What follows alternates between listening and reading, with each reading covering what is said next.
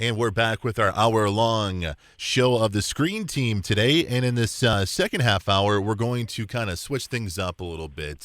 We're going to do reviews on sports documentaries. Now, we've done this twice before with Kyle. We're coming back for a trifecta. And Kyle, first off, which documentaries are we going to be reviewing today? This time we're going to be reviewing the Four Falls of Buffalo, which for any football fan, you kind of get the idea where this is going. Talking about the only team in the history to lose 4 consecutive Super Bowls, the 1990s Buffalo Bills. Now, let me ask you something. Were you even alive when they were losing their Super Bowls? Yeah, the first one they lost, in 1990. I was only 2 years old. So I was around. The only ones I remember as visually watching were the last two they lost. Now, this is a pretty interesting documentary. As you mentioned, it has to do with the early 1990s Buffalo Bills teams that lost 4 straight Super Bowls, something that no other football team or either no other professional sports team has ever even done or accomplished. And it's something that in this documentary, they focus on the good, they focus on the bad, but they also focus on what they did was truly special, even though they lost all 4. It absolutely was. That going into this, I was hoping they would shed light on that, because to get to one Super Bowl is special. To go to back is extraordinary. It's mind blowing to go to 4 consecutive Super Bowls, regardless whether the media wanted you there or not. To be able to make it there 4 straight times is a real testament to the talent of that team, which, as I'm sure you know, had a lot of Hall of Fame talent. Oh, yeah, and something that was really interesting, when they were making that point at the very end of the documentary, they were showing teams that had gone to one Super Bowl and never went back again, like the '85 Bears, which was like one of the greatest teams of all time. They never went back. No. The Green Bay team that with Brett Favre that won. You know, there were so many good teams that never got a chance to go back, and Buffalo went 4 straight years. Is very, very impressive. Now, this documentary starts with Jim Kelly, and Jim Kelly kind of has a little bit of a chip on his shoulder. He's got a big ego coming out of the University of Miami. Was that where he's from? Yeah, he played college ball at the University of Miami, and he was also playing in the defunct United States Football League, for those old enough to remember that, for the Houston Gamblers. He refused to play for Buffalo because he didn't want to play in cold weather. I mean, just think about that. He went to Houston, which wasn't a National Football League team, just so he didn't play in Buffalo. He did not choose the NFL because of Buffalo. I mean, that's crazy. It is, and he said, I'm an outdoors guy. I want to play in the sun, so he did. He was great in the USFL, but the problem was when that league folded, because he was banking on the league lasting for a long time. Right. The league folded up after 2 years, and the Bills still owned his rights, so he didn't have a choice. And here he goes, and he, like others, were expecting a whole lot of things to do in Buffalo, and there's not. It's cold. There's definitely not a lot to do.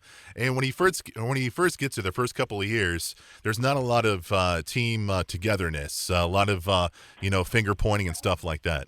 Right. The bitter Bills, as they were penned by one sports writer. A lot of talent, very little cohesion, and very, very little unity in that locker room. But as the years progressed, the team came together, and when they finally put all the pieces together, boom, Super Bowl 25 happened. Buffalo goes to their first Super Bowl to face the New York Giants, and I think we knew how this one ended. Even if you're not a Bills fan, it's heartbreaking to watch, man. It really is. It is very, very heartbreaking. Let's kind of set the scene for our listeners out there. It's a very, very close game. I believe, did the Giants have like a 1-point lead, or was it a 3-point lead? 20-19, 1 point. It was a 1-point lead. There's like 8 seconds left on the clock. They're 47 yards from a field goal attempt, and Scott Norwood, the kicker for the Bills, gets ready to win what he hopes is the winning field goal, and he ends up slicing it to the right of the hash mark, right? Yeah, he pushed it. Now, the weird thing is, number one, they asked him to do something he had never done before, which even in today's NFL or any level of football, kicking a 47-yard field goal on grass is not ideal. It's very tough to do. Easier on the faster surfaces. And number two, he generally was not a strong-legged kicker. He was more of the accurate type. So they were asking him to do something he wasn't used to doing. They said he was 1 for 5 on field goals of 45 yards or longer. So it really did not bode well when you break down all the facts. One of the cool things of this documentary, and this next part almost made me cry. When they lost that Super Bowl, it was heartbreaking, and Scott Norwood was considered a GOAT by a lot of people in the national media. But when they got to Buffalo, they were surprised to see 30 to 40,000 Buffalo Bills fans screaming, joy and praise to all these players. And out of nowhere, the crowd is chanting Scott Norwood's name so he'd get up and talk. And I almost cried, man. That was pretty touching. Yeah, wasn't that awesome? Yeah, these are things that the outside fans of that city and those fans don't know about. And I had no idea, and I thought that was very, very touching. And it speaks very well to the fans of that football team, because there's not a lot to do up there. You don't have a lot of options for entertainment or other pro sports. I mean, they have hockey and they support them the same way.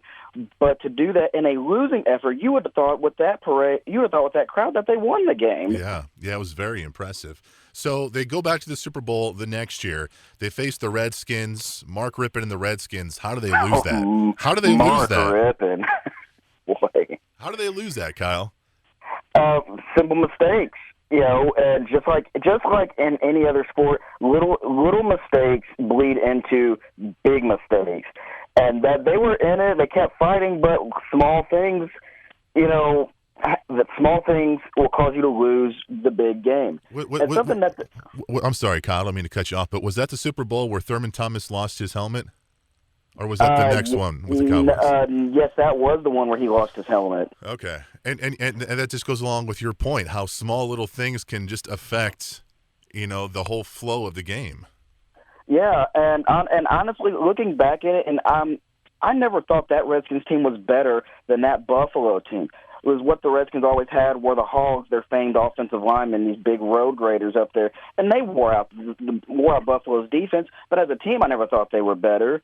Now, granted, the only team I thought was better than them was who they faced in the third Super Bowl. The Cowboys, yeah. Those 90s Dallas Cowboy teams, my goodness. But the early 90s, the Troy Aikmans, Michael Irvins, the Emmitt Smiths, and of the world, and having the best offensive line in football. There was no way they were going to win that third game. You remember, and I'm sure you do. Do you remember when Leon Lett picked up the fumble and he got swatted at the goal line by Beebe, by Don, little Don Beebe. I mean, little things like that you remember about the game, but it was not even close. And by the third game, you started to hear resentment from the media where they were actually openly wishing this team would not make it to the Super Bowl again. Yeah. At one point, have you ever heard that? We don't want you back in the Super Bowl. It's wild because I remember growing up then, and I think I was like split half with the Bills. I think I wanted them to beat the Giants. I think I wanted the Redskins to win. I think I wanted the Cowboys to win the first year, but not the second year. So I was split with my allegiance with the Bills, half and half. So I vividly remember that period of time, and I was a fan half of the four. So. And it's interesting to see with this documentary how with some players, they've kind of let it, pass, but there's still with some players where they can't let certain elements go with them losing these Super Bowls. For being an athlete in any sport, when you lose championships or heartbreaking games in the manners that they did, I don't think you ever let certain parts of it go. And they would show, the Hall of Famers, Bruce Smith, probably the greatest sack artist in the history of the game, and Thurman Thomas, an all-time great running back, showed them rewatching these games and breaking it down and what parts really jumped out at them. And then you feel like you're there with them, like you're on that sideline watching these guys go through that anguish. They did a great job grabbing at your heart and painting the Bills as more of a sympathetic figure because of everything they had to endure. I thought they did a fantastic job with that. Then you add in the elements, like Jim Kelly showed that you had to learn to laugh at situations like this, and even the coach Marv Levy did. But after a while, you get tired of being the butt of everybody's jokes. And I think for some guys, yeah, they just got fed up with it. Yeah, I agree. It's a great documentary. It's put on by ESPN with their 30 for 30 series. It's called The Four Falls of Buffalo. Coming up after the break, we're going to do Brian and the Boz. That's coming your way next on Today's Talk 930 KWOC.